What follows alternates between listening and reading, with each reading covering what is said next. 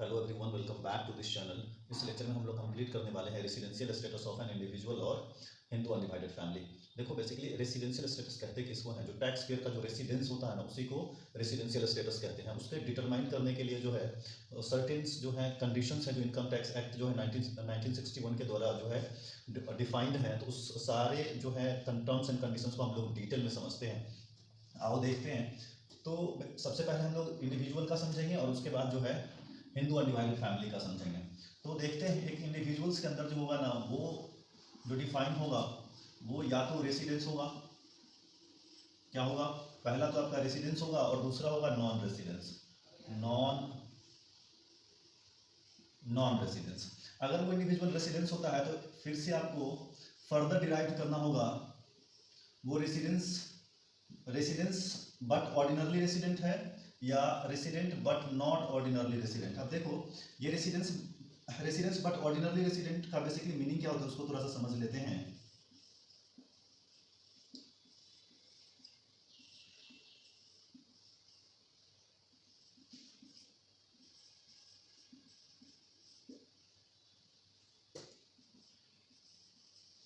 Resident but not ordinarily resident.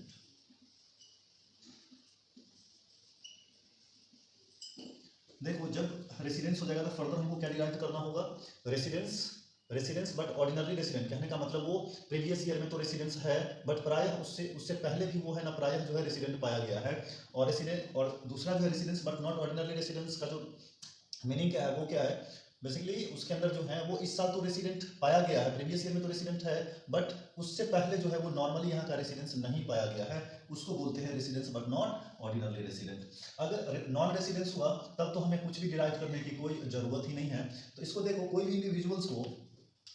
Individuals को residence कहलाने के लिए कुछ कंडीशन जो हैं उसको सर्टिफाई करना होता है। तो सबसे पहला बेसिक्स कंडीशंस देखेंगे। बेसिक्स कंडीशन जो 1 है इसका रेसिडेंस कहलाने के लिए, वो प्रीवियस ईयर, मान लेते हैं प्रीवियस ईयर 2021 से 22 के अंदर है ना, उसको greater than equals to 182 days रहना होगा। पहला कंडीशन क्या है बेसिक्स का, कि वो इंडिविजुअल जो है प्रीवियस ईयर में 182 दिन से ज्यादा रहा हो। और दूसरा है 60 day in previous year and 365 days जो है ना लास्ट 4 प्रीवियस ईयर।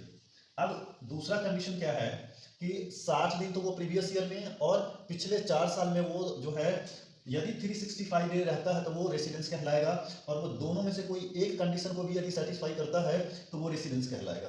अगर ये दोनों कंडीशन में से कोई भी सेटिस्फाई नहीं करता है तो क्या कहलाएगा, वो नॉन रेसिडेंस कहलाएगा। और जब नॉन रेसिडेंस होगा तो वो जहाँ का जो रेसिडेंस होगा वहां पे वो अपना टैक्स पे करेगा, उसको हम लोगों से, मतलब हमारे कंट्री को उससे कोई भी लेना देना नहीं है। अब हम इसके देखते हैं एडिशनल कंडीशन क्या है। अब मान लीजिए इस दोनों में से कोई एक कंडीशन को यदि सेटिस्फाई कर गया तो वो क्या कहलाएगा, रेसिडेंस। और उसको जब रेसिडेंस होगा तो फर्दर हमको चेक करना होगा वो ROR के अंदर फॉल कर रहा है या RNOR के अंदर फॉल कर रहा है। तो उसके लिए हमको एडिशनल कंडीशन चेक करना होगा। अब वो एडिशनल कंडीशन क्या है उसको समझ लीजिए। 2 ईयर्स जो है ना आउट ऑफ 10 PY, मतलब पिछले 10 साल में 2 साल जो है वो भारत में रहा है, ये पहला कंडीशन है। और दूसरा कंडीशन है आपका 730 डेज इन 7 प्रीवियस ईयर। अब इस दोनों का मतलब क्या, उस थोड़ा सा समझ लो। एडिशनल कंडीशन क्या कहता है कि अगर कोई भी इंडिविजुअल जो यहाँ का रेसिडेंस है, राइट, और प्रीवियस ईयर में मान लो कि उसको जो ROR है या नहीं, या RNOR के अंदर फॉल, दोनों में से कौन से कैटेगरीज के अंदर फॉल कर रहा है, उसके लिए ये दोनों कंडीशन में से कोई एक को सेटिस्फाई करना पड़ेगा। तो पहला क्या है कि या तो पिछले 10 साल में 2 साल जो है हमारे इंडिया में रहा हो, और दूसरा कंडीशन क्या है कि वो पिछले 7 ईयर्स में क्या है कि 730 डेज मतलब 730 दिन जो है और इससे ज्यादा जो है भारत में रहा है। अगर ये दोनों में से कोई एक कंडीशन को सेटिस्फाई करता है तो वो क्या कहलाएगा मालूम है, रेसिडेंस बट ऑर्डिनरली रेसिडेंट।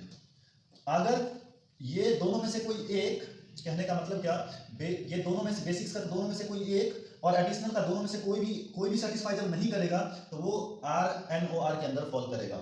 इसको थोड़ा सा नोट आप ऐसे लिख लो। ROR कहलाने के लिए बेसिक्स का कोई भी दोनों में से एक सेटिस्फाई किया तो रेसिडेंस होगा, बट एडिशनल्स में भी कोई एक को सेटिस्फाई करना होगा। राइट, तब वो क्या कहलाएगा, residence but not ordinarily resident. अब जो वो रेसिडेंस बट ऑर्डिनरली रेसिडेंट कहलाएगा। अगर अब हम समझ लेते हैं कि ये दोनों में से कोई एक, और ये एडिशनल कंडीशन का दोनों में से मतलब नन ऑफ दीज, यानी दोनों में से कोई नहीं यदि सेटिस्फाई करता है तो वो क्या कहलाएगा आपका residence but not ordinarily resident.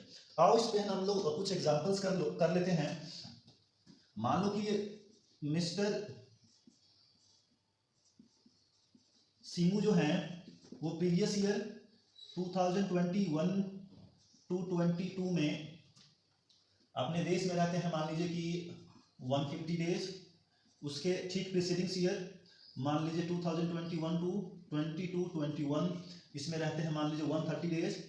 उसके ठीक प्रीवियस ईयर में अगर वो रहते हैं 19 टू 20 में मान लीजिए 120 डेज। और उसके ठीक पीवाई में रहते हैं 2018 से दिख तो रहा है 19 में वो रहते हैं मान लीजिए 100 मतलब 100 दिन। उसके ठीक पहले प्रीवियस में रहते हैं 17 से 18 वाले सेशन में मान लेते हैं 150 डेज।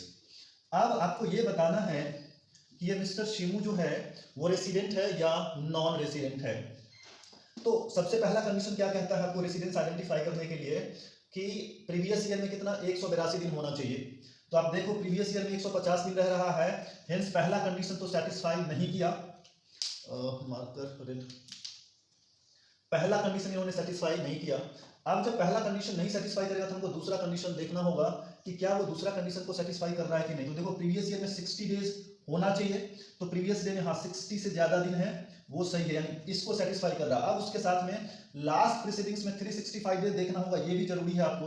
तो ये 365 देखो यहाँ से इस प्रीवियस ईयर 20 से 21 में 130 दिन रहा है और 19 से 20 में 120 दिन और ये यानी 300 और 350 450, यानी कहने का मतलब हुआ ये जो है 365 यानी ये दूसरा कंडीशन सेटिस्फाई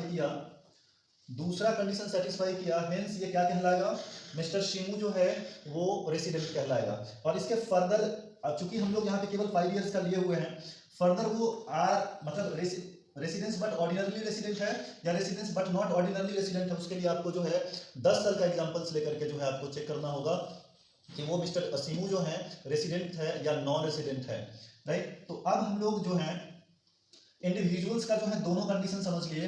अब हम लोग समझते हैं हिंदू अनडिवाइडेड फैमिली अगर होता है तो उस कंडीशंस में वो कैसे रेसिडेंस होगा और नॉन रेसिडेंस होगा। आप इसको पहले नोट कर लीजिए, उसके बाद हम उसको समझते हैं।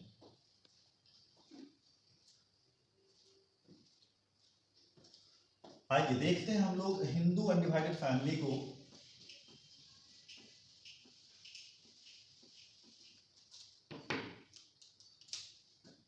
हिंदू अनडिवाइडेड फैमिली को समझने के लिए सबसे पहले इसका मैनेजमेंट को समझना होगा कि मैनेजमेंट कहां से हो रहा है, और उस बेस पे हम लोग डिफाइन करेंगे वो रेसिडेंस है या नॉन रेसिडेंस है, राइट। और इसका जो फाइनली हम लोग देखेंगे, right, please ignore there are some of external sounds, आप इसको इग्नोर कीजिए। अब हिंदू अनडिवाइडेड फैमिली में देखिए कि अगर इसका मैनेजमेंट जो है होली इन इंडिया होता है, होली इन इंडिया होगा तो क्या होगा, पार्शियल। अगर मान लीजिए पार्शियल अगर अपने इंडिया में होगा तो उस कंडीशन में क्या होगा, और होली आपको आउट ऑफ इंडिया होता है, आउट ऑफ इंडिया होगा तो उस कंडीशंस में क्या होगा। देखो अगर वो होली इंडिया और पार्शियल इंडिया में होगा तो उस कंडीशंस में वो रेसिडेंस होगा, उस समय में क्या होगा, वो हिंदू अनडिवाइडेड फैमिली रेसिडेंस होंगे। और रेसिडेंस होने के साथ में तब मान लीजिए वो अगर इस दोनों में से कोई भी सेटिस्फाई नहीं कर रहा, मान लो कि हिंदू अनडिवाइडेड फैमिली है जो कि फैमिली के जो हेड होते हैं, कर्ता होते हैं, उसके द्वारा जो लीड किया जाता है, वो कर्ता का जो मतलब फाइनली जो मैनेजमेंट वो करते हैं, अगर वो पार्शियली और कंप्लीटली उसका मैनेजमेंट इंडिया से होता है तो वो रेसिडेंस कहलाएगा। अगर ऐसा नहीं होता तो क्या कहलाएगा, नॉन रेसिडेंस। अगर मान लीजिए रेसिडेंस होता है तो फिर से आपको दो चीजें डिराइव करना होगा। अगर मान लीजिए ये रेसिडेंस होते हैं हिंदू अनडिवाइडेड फैमिली, तो फिर से आपको क्या देखना होगा, दो चीजें, कि वो हिंदू अनडिवाइडेड फैमिली जो है रेसिडेंस बट ऑर्डिनरली रेसिडेंट है क्या, या residence but not ordinarily resident है, यानी ROR और RNOR है क्या। अब इसको समझने के लिए आपको इसके कुछ बेसिक्स एडिशनल कंडीशन देखना होगा। जिस तरह से इंडिविजुअल्स का जो एडिशनल कंडीशन था ना, वो सेम कंडीशंस इसके ऊपर भी एप्लीकेबल होता है। पहला क्या है कि हिंदू अनडिवाइडेड फैमिली का जो कर्ता है वो 2 साल मतलब 2 2 years आउट ऑफ 10 years जो है पीवाई में इंडिया में होना चाहिए, और दूसरा कंडीशन उसका 730 डेज जो है पीवाई 7 years में जो है उसका यहाँ पे कर्ता का जो है रेसिडेंस होना जरूरी है। तब अगर इस दोनों में से कोई एक सेटिस्फाई करेगा तब वो रेसिडेंस बट ऑर्डिनरली रेसिडेंट होगा। अगर दोनों में से कोई भी कंडीशन एडिशनल कंडीशन को सेटिस्फाई नहीं करेगा तो वो residence but not ordinarily resident होगा। अब आपको ध्यान में क्या रखना है, सिंपल इंडिविजुअल्स के लिए मैं आपको एक बार बता दूं और हिंदू अनडिवाइडेड फैमिली को थोड़ा सा मैं रिवाइज करा दूं और उसके बाद इस लेक्चर को हम लोग कंप्लीट करेंगे। देखो इंडिविजुअल्स को आपको डिफाइन करने के लिए रेसिडेंशियल स्टेटस उसको जानने के लिए आपको पहला कंडीशन बेसिक्स क्या देखना था कि वो प्रीवियस ईयर में 182 दिन से ज़्यादा इंडिया में रहा है या नहीं। उसका जो बेसिक्स का दूसरा कंडीशन क्या था कि प्रीवियस ईयर में 60 दिन यानी 60 डे, और उसके ठीक प्रीसीडिंग्स प्रीवियस ईयर में 4 प्रीसीडिंग्स प्रीवियस ईयर में 365 डे जो है इंडिया में रहा है या नहीं। दोनों में से कोई एक कंडीशन को सेटिस्फाई करेगा तो उस कंडीशन में वो रेसिडेंस होगा, राइट। और दोनों में से कोई भी सेटिस्फाई नहीं करेगा तो वो नॉन रेसिडेंस होगा। इतनी चीजें को हम समझे थे, राइट। अब जब वो रेसिडेंस हो गया तो हमको फर्दर चेक करना पड़ेगा वो रेसिडेंस बट ऑर्डिनरली रेसिडेंट है क्या या residence but not ordinarily resident है क्या, राइट। तो उसके लिए इस दोनों यानी ROR और RNOR को हमको चेक करने के लिए क्या देखना पड़ा था, एडिशनल कंडीशन देखना पड़ा। और एडिशनल कंडीशन में पहला क्या था कि वो इंडिविजुअल जो है पिछले 10 साल में 2 साल जो है इंडिया में रहे हैं, मतलब इंडिया का रेसिडेंस है।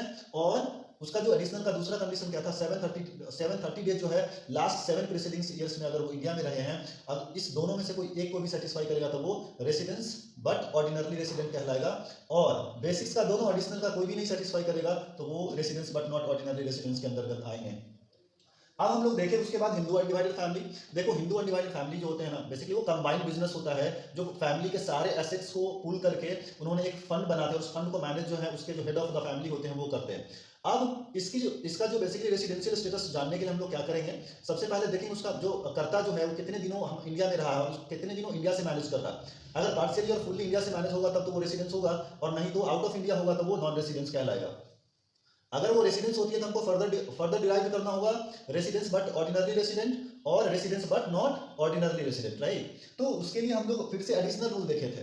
एडिशनल रूल में क्या था कि 2 आउट ऑफ 10 ईयर्स जो करता है, मतलब पिछले 10 साल में 2 साल जो है हमारे यहाँ का निवासी होना चाहिए। और उसका जो दूसरा एडिशनल रूल क्या था कि 730 डेज जो है प्रीसीडिंग 7 ईयर्स में जो है इंडिया का रेसिडेंस होना चाहिए। उस कंडीशन में जो है अपना वो जो है रेसिडेंस बट ऑर्डिनरली रेसिडेंट कहलाएगा, दोनों में से कोई एक को सेटिस्फाई किया तो। अगर दोनों में से कोई सेटिस्फाई नहीं किया तो residence but not ordinarily residence कहलाएगा।